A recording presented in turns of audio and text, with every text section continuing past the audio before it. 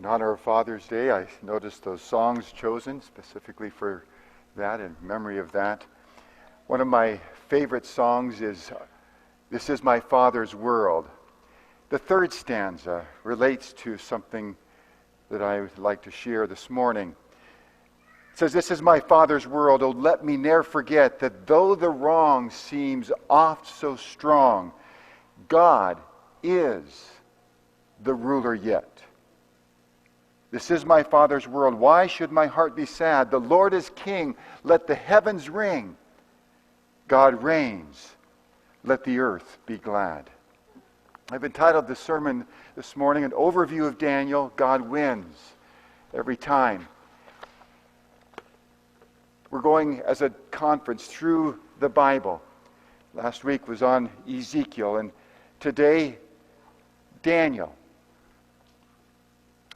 And Daniel is a very powerful book reminding us God reigns and God wins. In Daniel 1, we read of the fulfillment of the curse that God gave 800 years earlier in Deuteronomy 28, when he said if they continued to rebel, that the Lord would scatter them among all the peoples from one end of the earth to the other. 605 BC, Judah was conquered. Daniel, along with many others, were taken to Babylon to be taught the language and literature of the Chaldeans. Why? So they could serve the king in helping to govern the peoples of the lands. After walking about 500 miles with limited food along the way, the captives would have been very thin. So Nebuchadnezzar, thinking he's going to help them, he says, I want them to be given the best food we have to offer, the food from the king's table and the wine from the king's table. He's doing them a favor. He's treating them well. Daniel knew differently. He purposed in his heart that he would not defile himself with the king's delicacies or with the wine he drank. So he goes to Ashpenaz, the one overseeing all the eunuchs who are caring for the captives. He says, would you be willing to give me something different to eat? And Ashpenaz's answer was no. I mean, in his mind, we're doing what is best for you. Something else will make you sicker and weaker. And if that happened, I would be responsible. And my head would come off. I'm not willing to risk it. Daniel didn't give up. He went to the person who was directly in charge of him, his group, and he suggested an option. Can you give me a 10-day trial of eating plant food and water? The King James Version uses the word pulse. The New King James Version uses the word vegetables. The original word simply means that which is sown, which means foods that grow. Is this one having a problem? Okay, we're going to change mics.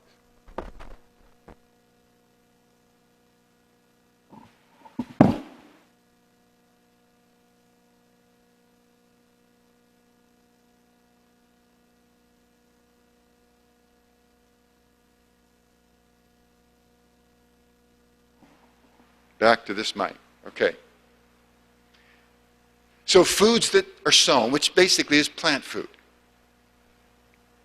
and water. And if you know the story well, after 10 days, they were remarkably better than the others. So much so that the person who agreed to this experiment allowed them to stay on that different diet. Now, it's proven today in our lives. People's health can make a profound difference when they give the body what it's really designed to live on. And God originally gave plant food as the original diet. So they were able to continue their studies with the others, and at the end of the, quote, university that they were in, Nebuchadnezzar tested all of them and found Shadrach, Meshach, and Abednego and Daniel 10 times wiser than the rest. As a result, they were given positions in the government. Chapter 1 ends with these words, "Thus Daniel continued until the first year of Cyrus." What's significant about that? The first year of Cyrus was when he made the decree the Jews can go back and rebuild Jerusalem. So Daniel was there from the beginning to the end. A few years with Belshazzar, he wasn't in the government, but other than that, he was part of the government.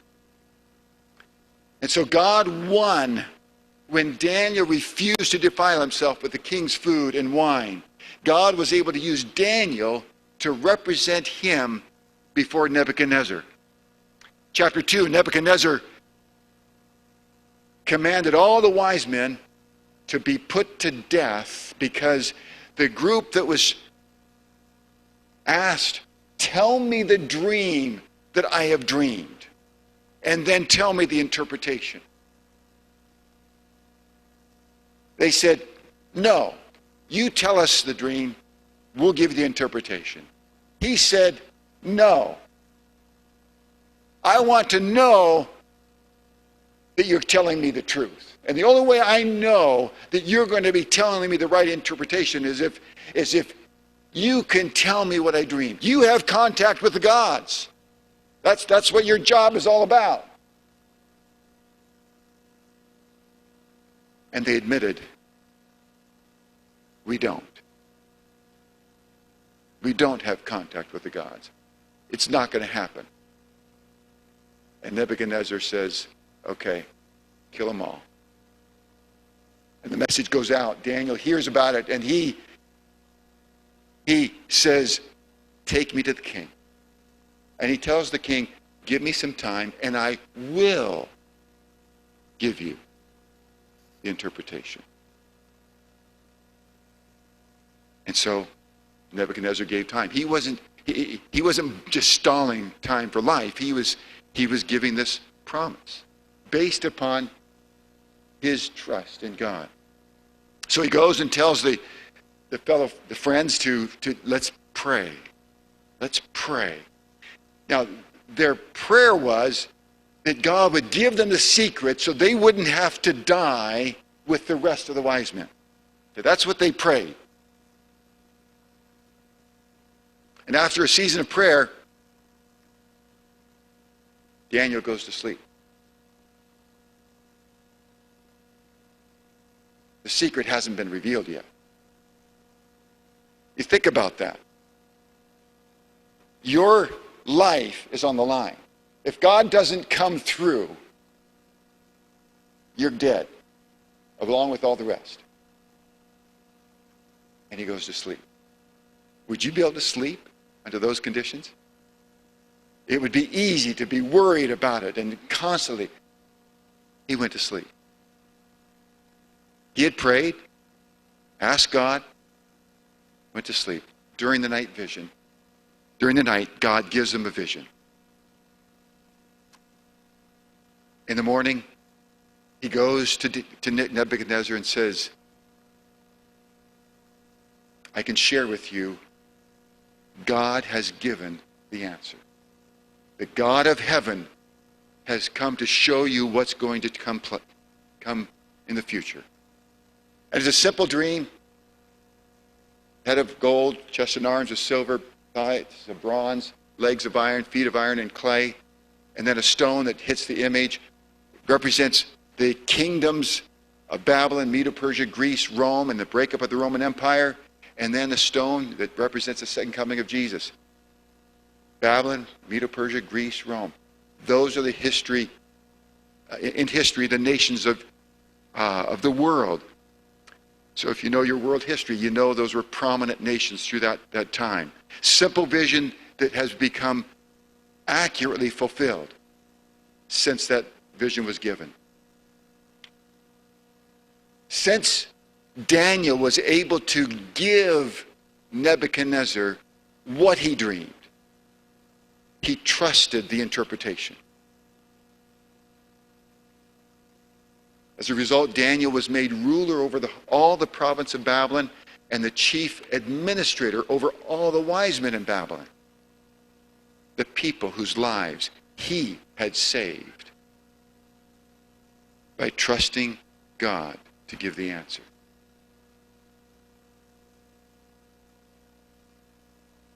The death decree was given, but God won when Daniel chose to trust God. Chapter 3. Nebuchadnezzar had honored Daniel for giving the interpretation. He knew it was the truth. He didn't like the truth. He wanted to change the outcome. And so he has an image built all of gold. He wants to defy the God of heaven. And he has this image built, and he has all the prominent leaders come to Babylon, and he says, I want to have you bow down when the music begins. He wants everyone to commit to his authority, so no one will undermine what he's trying to do. The music plays. Shadrach, Meshach, and Abednego remain standing. This angers Nebuchadnezzar. He calls them up and he says, I'm going to give you a second chance. And they respond, our God, whom we serve, is able to deliver us from the fiery furnace, and he will deliver us from your hand, O king. But if not, let it be known to you, O king, we do not serve your gods, nor will we worship the gold image which you have sent. We don't need a second chance. We're convicted and committed. Our God is able, and he will deliver. A confidence and a faith based upon who they know God to be. Jeremiah had told the captives to pray for the city where you go, that it may go well with them. They're praying for this city. They're praying that it will go well. How is it going to go well? It's only if God is active and listened to. And so based upon that, they have confidence God will act. They're thrown into the fire after it's heated up 7 times hotter at Nebuchadnezzar's anger. And Nebuchadnezzar sees them walking in the fire. And then a fourth that he describes as one like the Son of God. It makes me wonder if in the dream that he had seen the Son of God. Humbled by the events and impressed with a God who can protect his followers in the fire, Nebuchadnezzar honored the God of Shadrach, Meshach, and Abednego and commanded everyone to respect that God. And if you didn't, there would be punishment. In other words, God can't. He doesn't have full trust in that God yet. He has to back it up with some pressure. He's amazed at this God. Chapter 4. Nebuchadnezzar is the author of this chapter. He's writing his testimony. He's given another dream. Again, he calls the wise men. They can't interpret it. Daniel comes in. He can. And he says, "O king, let this be for your enemies." The message was simple. You're going to become like a wild animal for 7 years. Your kingdom will be secure, but you're going to become like a wild animal without reason until you honor the God of heaven as the true God. Daniel warned the king, Daniel 4:27, "Let my advice be acceptable to you. Break off your sins by being righteous, and your iniquities by showing mercy to the poor. Perhaps there may be a lengthening of your prosperity." Appealing to him. This doesn't have to happen to you. It's a conditional prophecy. The fact that God gave it to you means that you can turn from your ways. Nothing happened for a whole year. Fear from the dream might have kept him a little bit humbled. And 12 months later, Nebuchadnezzar says, "Is not this great Babylon that I have built for a royal dwelling by my mighty power and for the honor of my majesty?" While the word was still in the king's mouth, the voice fell from heaven, "King Nebuchadnezzar, to you it is spoken, the kingdom has departed from you." That very hour, the word was fulfilled. He was driven from men and ate grass like oxen. His body was wet with the dew of heaven till his hair had grown like eagle's feathers and his nails like bird claws. At the end of the time, Nebuchadnezzar lifts his eyes to heaven, and his understanding returns. He says, "I blessed the Most High and praise and honor him who lives forever. Now I, Nebuchadnezzar, praise and extol and honor the King, all of whose works are truth and his ways justice. And those who walk in pride he is able to put down."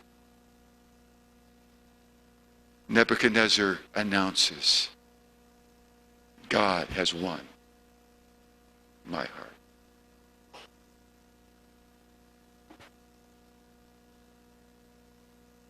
Chapter 5. It's 539 BC.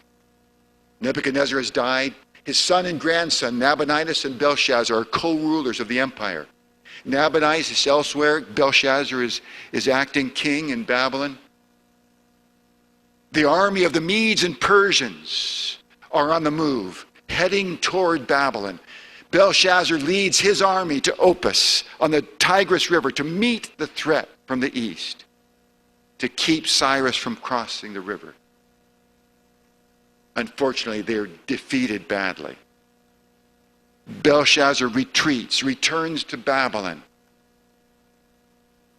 Instead of trying to fight, he relies upon the thick walls of the city, the abundance of the food and the water,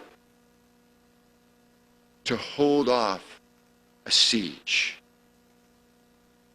hoping that they can hold off longer than Cyrus and the army can.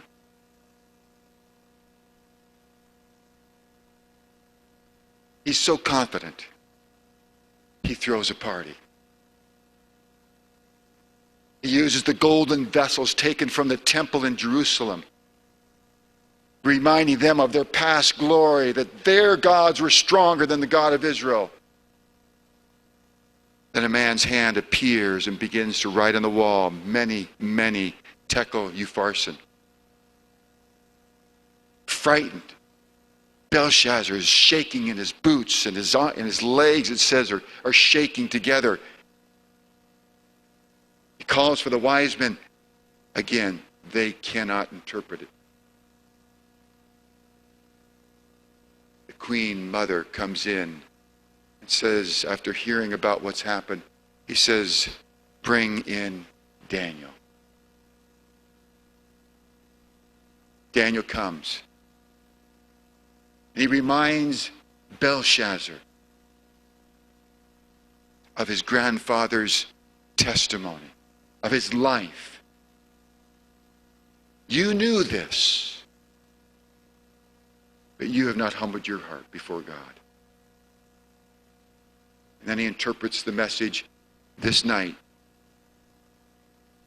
Your kingdom will be divided and will be given to the Medes and Persians. And without a fight, the Babylonians came in. Cyrus had the river Euphrates diverted just enough so that soldiers could go underneath the gates, and inside the gates were left open. Just like God had predicted would happen by Isaiah 150 years earlier, that Cyrus would conquer Babylon and walk in through the open gates. Right on time. Jeremiah had predicted that the Jews would be in captivity 70 years. And Cyrus had been predicted as the one who would rebuild Jerusalem. Right on time. Cyrus conquered. Right on time, the decree was given that the Jews could return to Jerusalem. And he gave the necessary resources to help. God won, showing he alone knows the future. Chapter 6 has Darius in Babylon. Cyrus and Darius were working together. Darius was decided to be the ruler as Cyrus continued his pursuits in the empire. Darius made people satraps over different areas of the empire, and he wanted 3 governors over the satraps, and Daniel was one of the 3 governors. After a short time, it didn't take long for Darius to realize the gifts and the special wisdom and spirit that Daniel had.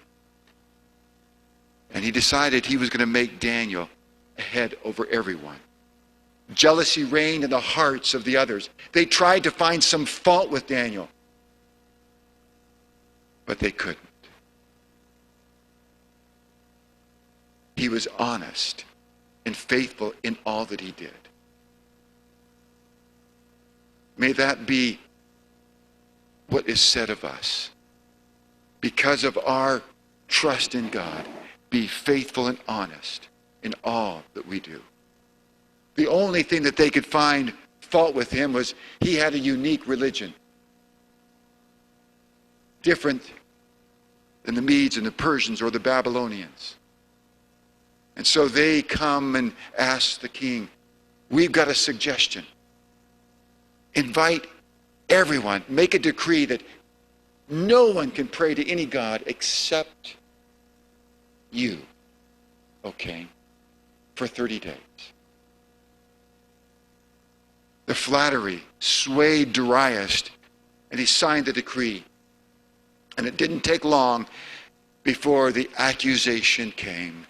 Daniel is praying to the God of Israel. As soon as Darius heard that, he was sick. He realized he'd been tricked. However, he couldn't change the law. As Daniel was put into the lion's den, Darius spoke words of faith, I'm sure, that came from being with Daniel. Your God, whom you serve continually, he will deliver you. May our faith and walk with God be such that others will have faith in God too. The next morning, Darius went early to the lion's den, was thrilled when he heard Daniel say, my God sent his angel and did shut the lion's mouth, so they have not hurt me. The ones who accused Daniel were thrown into the lion's den with their families. And then King Darius wrote these words: to all peoples, nations, languages on earth, about the God of Daniel. He is the living God and steadfast forever. His kingdom is the one that shall not be destroyed, and his dominion shall endure to the end. He delivers and rescues, and he works signs and wonders in heaven and on earth, who has delivered Daniel from the power of the lions. And he shares the gospel with the world. What God had a difficult time getting Israel and Judah to do for hundreds of years, Darius does. God wins. Through Daniel's faithfulness and trusting God, God won the heart of Darius. Daniel 7. Daniel received a dream outlining more details of future events. Terrible things would happen to God's people.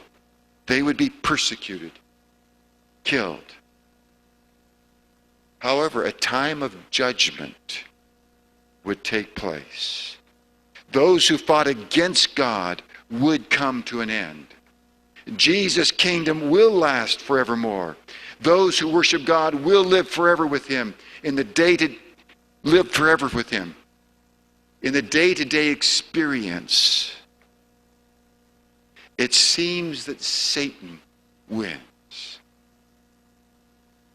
For that description in Daniel 7 talks about hundreds of years in the Middle Ages when people were persecuted.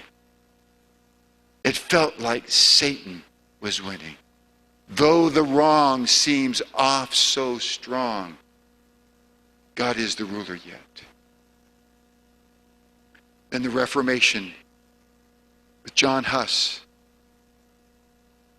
Martin Luther, Zwingli, and others led to people going back to the Bible and the Bible alone as the rule for what to believe and how to live. Truth had been so discarded that it took time. Little by little, God restored truth.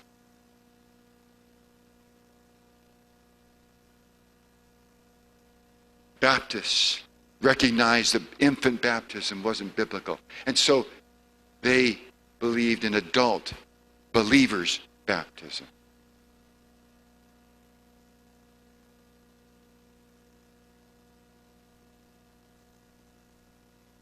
John Wesley emphasized the relationship with God was crucial. And having a method by which you can continue to grow in your relationship, and leading to the Methodists.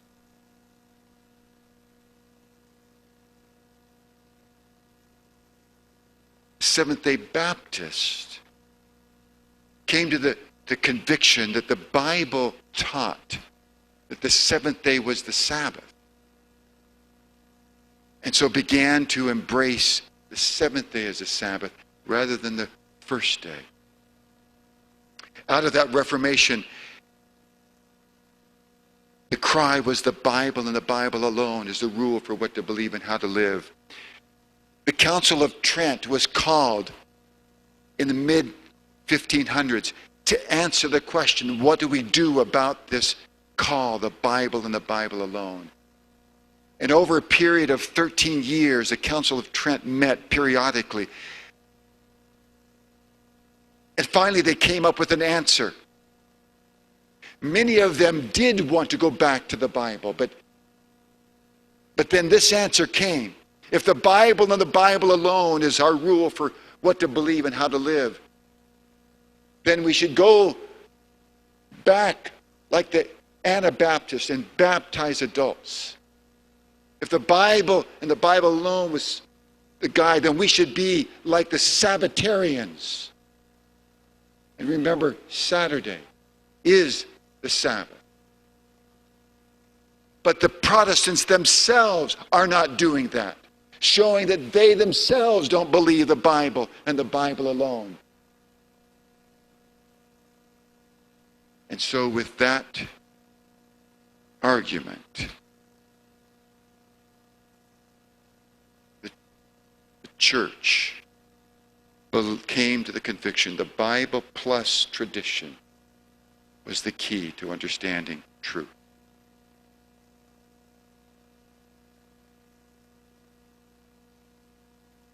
Chapter 8 added more details. I'm not going to go over that because I already am losing time.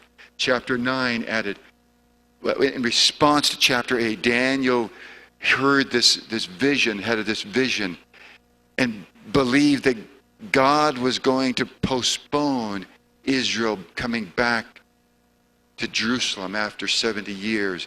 Daniel 9, he prays, Lord, please forgive. He confesses sin. And the angel Gabriel comes to him and sends a message to Daniel, assuring him the sanctuary would be rebuilt. The Messiah would come, even announcing the time when he would come, and announcing that he would die for the sin of the world. Daniel 9:24 through 27, a powerful prophecy. And exactly on time, Jesus was baptized and anointed by the Holy Spirit and officially became the Messiah, because the word Messiah means anointed one. We have the huge privilege in this day to look back at history and compare history with the Bible and see it has been faithfully fulfilled. That God is the ruler yet.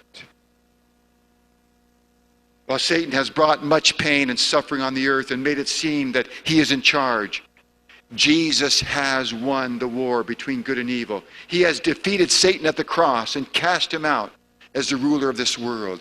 The final 3 chapters of Daniel provide more details to the prophecies, but they reach this climax in Daniel 12, verses 1 through 3. At that time, Michael, the great prince, who protects your people, will arise. There will be a time of trouble such as never happened from the beginning of nations until now. And when you think about all the times of trouble throughout this world, you think that's going to have to be a horrendous time. But at that time, your people, everyone whose name is found written in the book, will be delivered. Multitudes who sleep in the dust of the earth shall awake, some to everlasting life, others to shame and everlasting contempt. Those who are wise will shine like brightness of the heavens, and those who lead many to righteousness like the stars forever and ever. In the darkest time of Earth's history, just before Jesus comes, this time of trouble, when Satan will make his final attempt to sweep the whole world into his deception, the people of God will share the everlasting gospel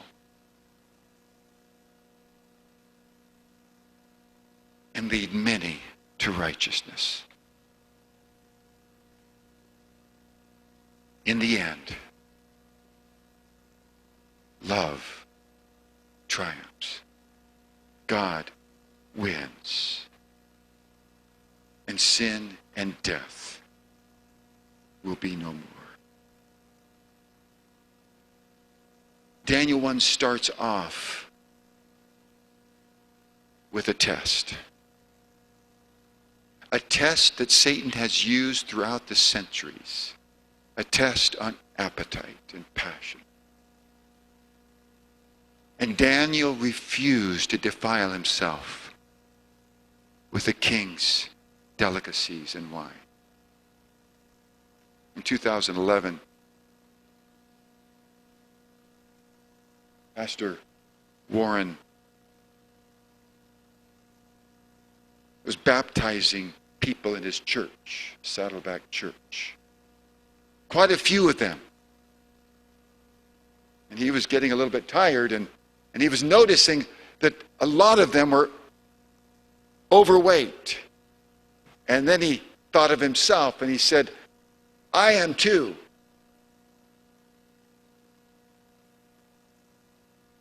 And he thought, how did this happen? I only gained 2 to 3 pounds a year, but over 30 years, 90 pounds. That's a lot. The next week, he apologized to his congregation for being a very poor steward of health, and invited his congregation on a journey. And he contacted several doctors who were focused on lifestyle medicine, and they came up with the Daniel plan, based upon Daniel's experience and message. 15,000 people in the church, 12 or 15, joined the plan. And over the next couple of months, they lost thousands of pounds, collectively, of weight. Satan knows the way to the mind is through the stomach.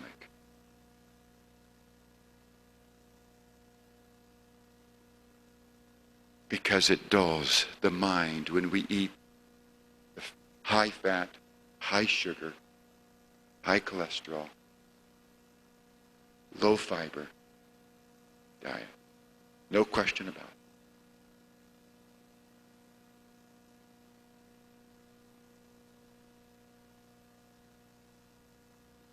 I don't think it's a coincidence that the story in Daniel starts with Daniel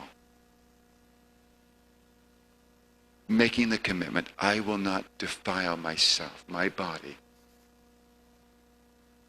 And that opened the way for God to be able to lead and to speak to him and through him. May we follow Daniel's example.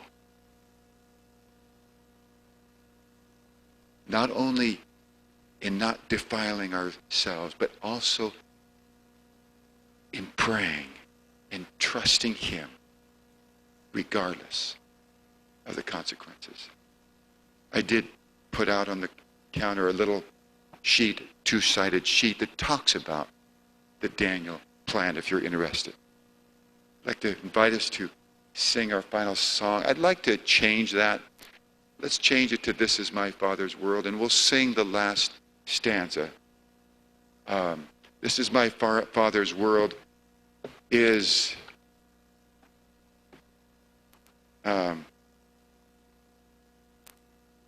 what number did someone give? 646? Is that what it is? No, 92. 92 is this. Yeah, no problem. 92, This Is My Father's World. And let's sing the first and last stanzas.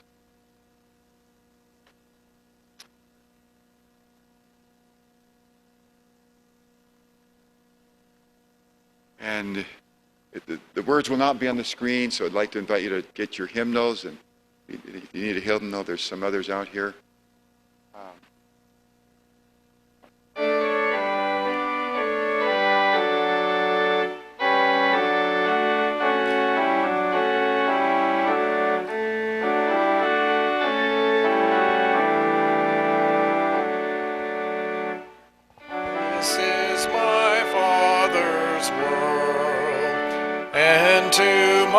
Listening ears, all nature sings, and round me rings the music of the spheres.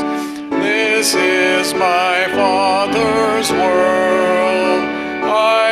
bless me in the thought of rocks and trees, of skies and seas, his hand the wonders wrought.